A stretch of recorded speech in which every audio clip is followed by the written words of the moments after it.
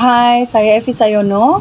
Kali ini saya akan melanjutkan bacaan buku yang berjudul Sejarah Jakarta dari Masa Prasejarah sampai Akhir Abad ke-20. Buku ini ditulis oleh Adolf Hauken, S.J. Buku ini diterbitkan di Jakarta pada tahun 2018 oleh Yayasan Cipta Loka Caraka. Saran saya, agar teman-teman mendapatkan pemahaman yang lebih menyeluruh terhadap isi buku ini, maka saya menyarankan teman-teman untuk membeli bukunya sendiri. Saya mendapatkan buku ini di Periplus di daerah bandara di Terminal 3. Kalau tidak salah harganya waktu itu sekitar Rp153.000. Saya masih akan melanjutkan bacaan saya di bab 3 yang berjudul Batavia pada zaman Verenigde Oost-Indische Compagnie. Bagian 3.2 Penduduk Kota Batavia.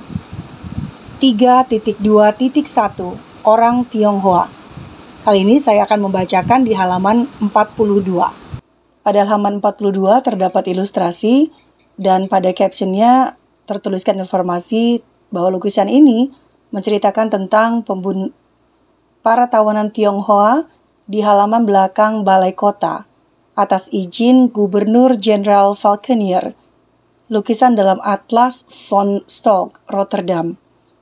Seorang tukang kayu Jerman yang ikut serta dalam perang menulis, para klasik kapal mulai membongkar pintu rumah-rumah, lalu membunuh semua penghuni Tionghoa yang ditemukan, dan merampas seluruh milik mereka.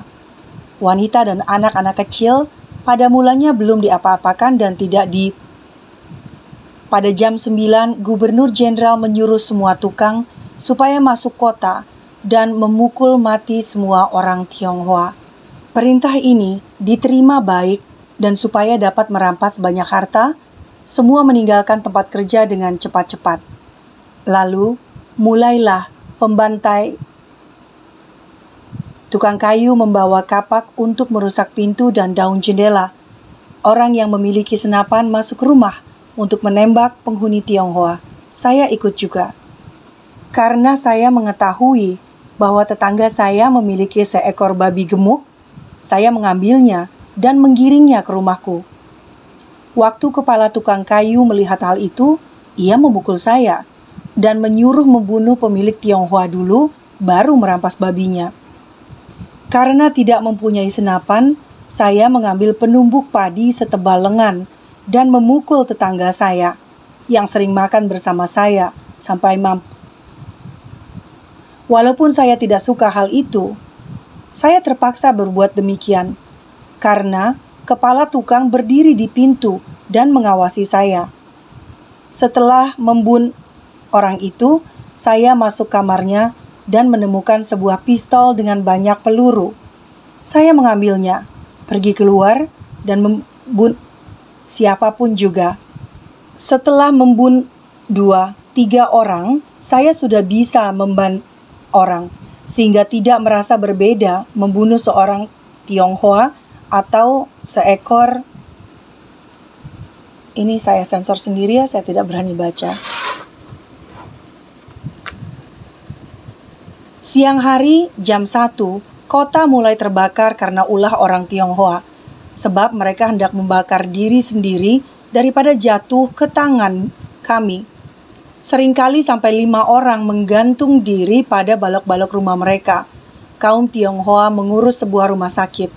Kami disuruh semua pasien, selain 2 orang buta. Di balai kota terdapat 200 tawanan yang ditusuk semua agar menghemat peluru. Nggak kuat bacanya ya. Pada tanggal 13 pembakaran berhenti dan tiada seorang Tionghoa pun lagi di kota. Semua jalan dan lorong penuh mayat. Kali-kali ditimbuni mayat, sehingga orang dapat menyeberang di atas mayat-mayat tanpa kakinya menjadi basah. Dar berceceran di mana-mana dan beberapa kali penuh mayat. Sebagian kota menjadi abu. Hampir 5.000 warganya yang rajin dan ulet itu terbunuh.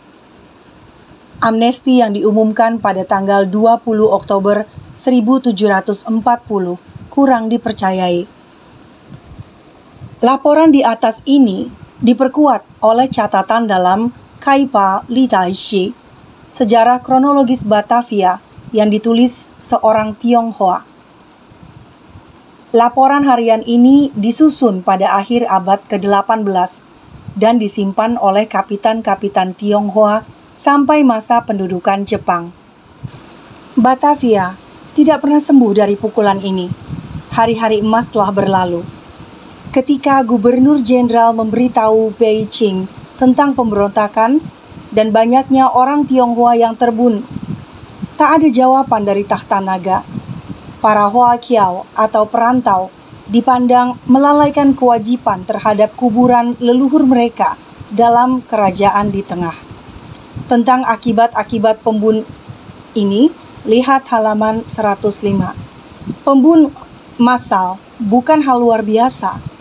Pada tahun 1674, Sultan Amangkurat I membunuh kurang lebih 5.000 orang santri, dan Iskandar Muda dari Aceh bertindak kejam terhadap sanak saudara, rakyat jelata, serta tawanan perang yang tak berdaya lagi.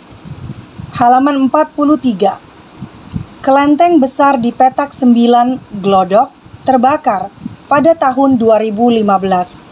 Kelenteng ini disebut Qin Te Yuan dan berasal dari pertengahan abad ke-17. Kelenteng utama ini terpaksa disebut Wihara Dharma Bakti karena Soeharto melarang nama dalam bahasa Tionghoa. Kelenteng ini merupakan yang favorit para kapitan Tionghoa. Kronik Tionghoa di Batavia tersebut di atas menceritakan bahwa sekitar tahun 1650, Letnan Kuo Shun Guan mendirikan sebuah kelenteng untuk menghormati Kuan Yin. Daerah Glodok waktu itu masih agak kosong. Kelenteng di tengah-tengah daerah yang sekarang amat padat penduduk disebut Kuan Yin Ting atau Kelenteng Kuan Im, Dewi Belas Kasih Buddhis. Kata Tionghoa Yin Ting menjadi kata Indonesia kelenteng, yang kini menjadi istilah lazim bagi semua tempat ibadat Tionghoa di Pulau Jawa. Gedung utama kelenteng Jin De Yuan rupanya dibangun sesudah tahun 1740 karena kelenteng lama hancur waktu ribuan orang Tionghoa pada tahun tersebut. Gedung ini hampir terbakar seluruhnya pada bulan Maret 2015. Terima kasih atas waktunya sudah menyempatkan mendengarkan bacaan buku Sejarah Jakarta dari masa prasejarah sampai akhir abad ke-20. Sampai jumpa di bacaan buku berikutnya. Saya Evi Sayono. Dah.